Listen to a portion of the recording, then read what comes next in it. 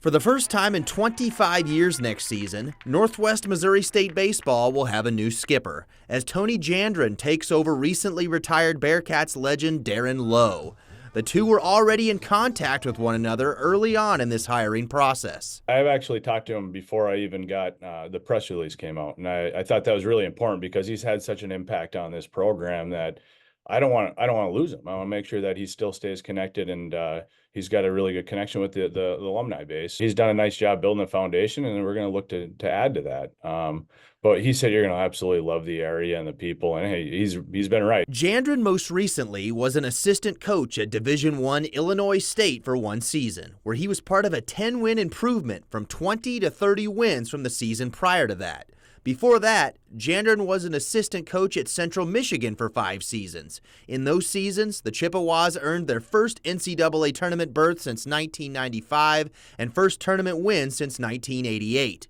Now his first head coaching job will be with the Bearcats. I'm excited for it because I'm going to find new ways to get after it with these guys and hopefully bring some excitement. I'm not going to have monotonous practices. They're going to come to practice not knowing what's something that's new for them and something that's going to create some excitement. And we're going to have a ton of energy. And if you don't have effort and energy, then it's about kind of attacking your plan. And that's my job, to create a good plan for these guys so they know how to attack their days. And so we can see that development. I think I'm a development guy. So we're going to look for some young guys that want to come in here and be a part of this future that I think is really bright. Jandron is no stranger to the surrounding area either. During his playing days, he spent one summer playing under former skipper Matt Johnson with the St. Joseph Mustangs in Phil Welch Stadium back in 2010. The Welch, that's one of the best places I've played in my career, and because of the fans. I had a great time there, and the people, once again, it's, my host parents were really good to me, and then the people in the clubhouse and Coach Johnson, just really knowledgeable guy. And, I connected with him too prior to taking the job. What do you know about the program? What can I learn from you?